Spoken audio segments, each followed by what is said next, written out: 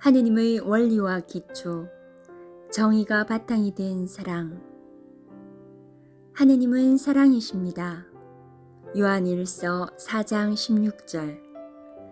이것이 성경 전체를 아우르는 주제입니다.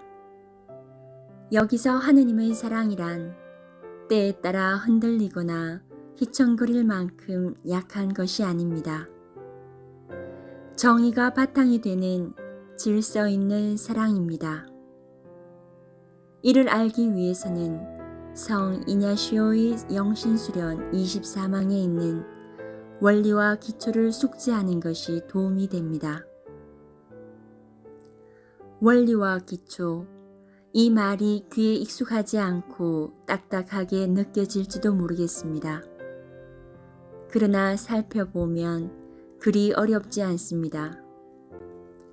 사람은 누구나 가장 소중히 여기는 것이 있어 그에 따라 행동합니다. 이것이 원리와 기초입니다.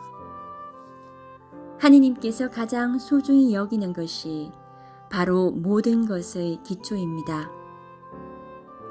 하느님은 이를 토대로 무엇을 하실지 결정하십니다. 그리고 결정할 때의 척도이자 기준이 되는 것이 원리입니다. 하느님의 원리와 기초란 다음과 같습니다. 하느님은 우리를 세상 어떤 것과도 바꿀 수 없는 소중한 존재로 여기십니다. 어떤 일이 있어도 인간을 끝까지 사랑할 것을 약속하십니다. 하느님께서는 인간을 죄에서 해방하시고 인간의 기쁨을 바라시는 분입니다. 그리하여 당신의 외아드님마저 세상에 보내셨습니다. 이러한 사랑이 하느님의 기초입니다. 하지만 하느님께서는 목적을 위해 수단을 가리지 않고 행하시는 분이 아닙니다. 그분은 완전한 사랑이시면서 동시에 완전한 정의이시기도 합니다. 하느님의 크신 사랑은 세상의 죄악에 대해 눈 감고 침묵하는 분별 없고 무책임한 사랑과는 다릅니다. 죄의 뿌리를 끊어버리고 인간을 참된 행복으로 이끌어주는 사랑입니다. 이러한 정의가 하느님의 원리입니다. 사랑 그 자체이신 하느님의 원리와 기초를 마음에 잘 간직한다면 하느님과의 관계가 친밀하고 돈독해질 것입니다. 우리는 성경의 말씀과 성인들의 생애 그리고 내 삶을 통해 하느님의 원리와 기초를 이해할 수 있습니다. 하느님의 자비하심. 구약 성경과 신약 성경을 관통하는 중요한 주제 가운데 하나는 하느님의 사랑입니다. 성경은 이 사랑을 절대적인 자비하심, 라틴어로 미세리코르디아라는 개념으로 표현합니다. 미세리코르디아에 해당하는 히브리어는 헤세드입니다. 이는 원래 법에 대한 충실성을 의미하지만 하느님 편에서는 계약을 토대로 한 자비를 뜻합니다. 성실하신 하느님께서는 사람을 구원하겠다는 당신의 약속에 충실하십니다. 하느님께서는 정의 그 자체이시기에 어떤 사람이 율법을 지키지 않고 하느님과 멀어져 있을 때 그가 하느님께 벌을 받거나 버림받을 것으로 생각할 수 있습니다. 그러나 사랑이신 하느님께서는 그런 이들을 저버리지 않으십니다. 여기서 헤셋을 넘어 한층 더 높은 차원인 하느님의 사랑이 드러납니다. 은혜를 모르는 자들과 악한 자들에게도 인자한 사랑, 배신과 죄를 뛰어넘는 사랑입니다. 세상의 이치를 뛰어넘어 끝까지 사람을 사랑하시는 하느님의 마음을 나타내는 히브리어가 라함임입니다. 라함임은 자궁을 의미하기도 합니다. 이는 하느님께서 죄인이나 나약한 이들을 바라보실 때 마치 자궁이 수축하여 심한 통증을 느끼는 것과 같은 큰 아픔과 고통을 느끼신다는 뜻을 내포하고 있습니다. 굳이 표현하자면 헤셋은 하느님 보시기에 합당한 이들에 대한 자비로운 사랑을, 라함임은 구원에서 멀리 떨어진 이들을 불쌍히 여기시는 사랑을 뜻한다고 볼 수 있습니다. 신약 성경에 나타난 하느님의 자비. 신약 성경은 자비를 두 가지 그리스어로 표현합니다. 하나는 엘레오스로 우리말 성경의 자비로 번역된 말입니다. 이는 난처한 상황에 놓인 사람을 보고 느끼는 가엾음, 안타까움을 나타내는 단어입니다. 다른 하나는 스플랑크니 조마이로 우리말 성경에 가엾은 마음이 들다로 번역되어 있습니다. 이는 히브리어 라함임과 연결되는 말입니다. 창자 내장을 뜻하는 그리스어 명사 스플랑크논이 어원입니다.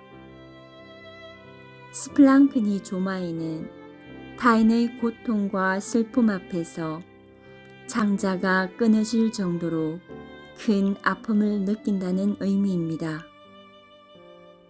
신약 성경에서 스플랑크니 조마이는 사복음서에만 나옵니다. 게다가 인간이 아니라 하느님과 예수님의 마음을 표현하는 데에만 사용됩니다. 인간에게는 타인에 대해 그토록 공감할 수 있는 능력이 없습니다. 오히려 타인의 아픔에 관심을 두지 않으려고 합니다. 왜 그럴까요?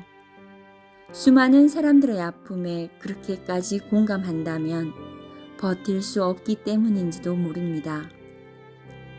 사람은 고통이라는 감정을 견디기 어려워합니다.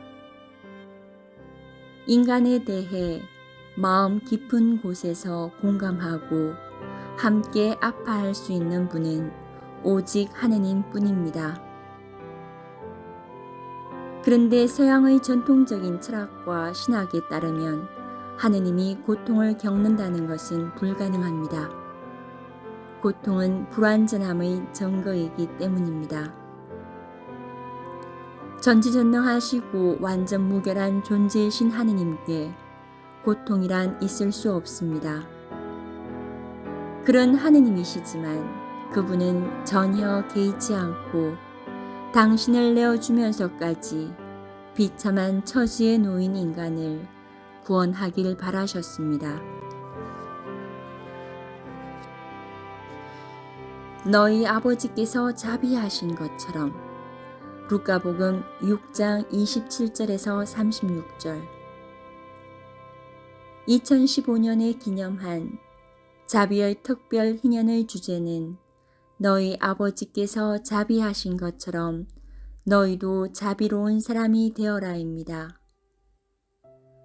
이 구절은 루카복음 6장 27절에서 35절에 기록된 가르침의 결론입니다.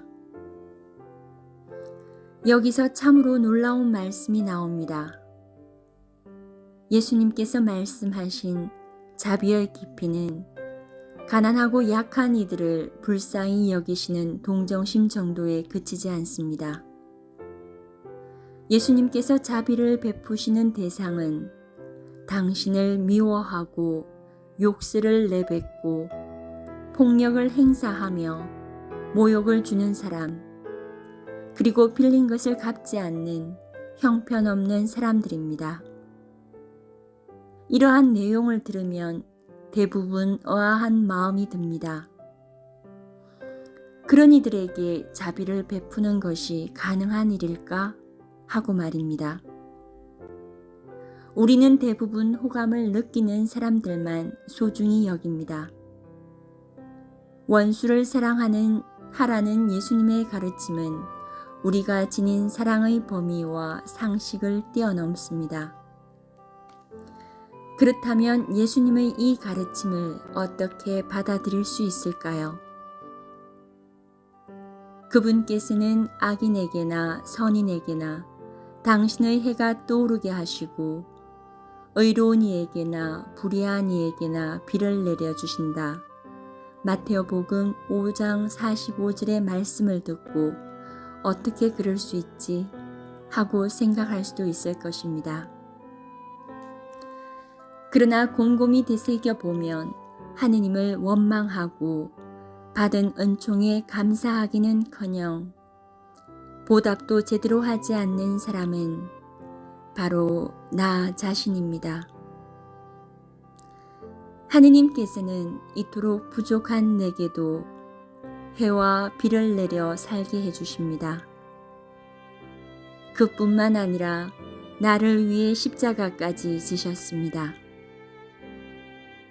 원수를 사랑하는 일에 가장 뛰어난 분은 바로 하느님이십니다.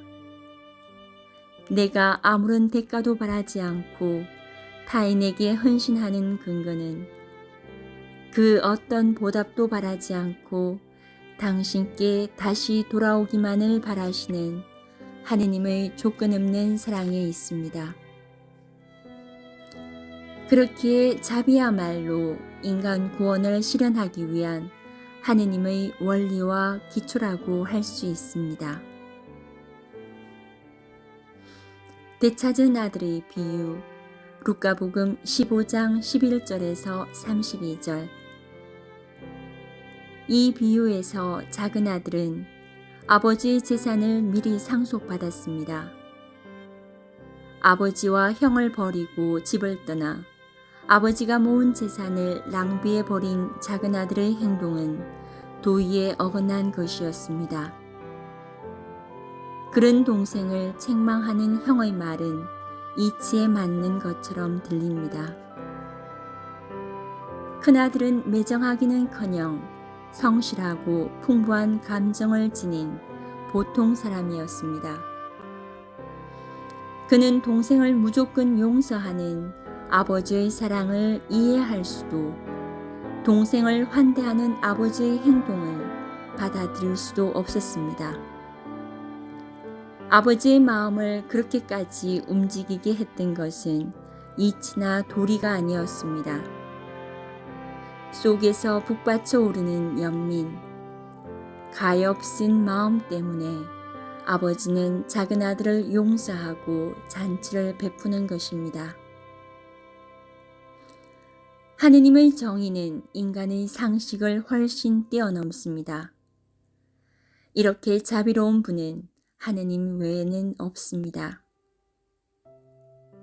이는 율법에만 충실했던 바리사이나 율법학자에겐 이해하기 어려운 것이었습니다. 그들은 이런 비유가 그들이 규정하는 정의에 어긋난다고 여겼기에 결국 예수님을 죽이기까지 합니다. 예수님께서는 하느님의 자비를 전하기 위해 목숨을 내어 놓으시면서 이 비유를 말씀하신 것입니다.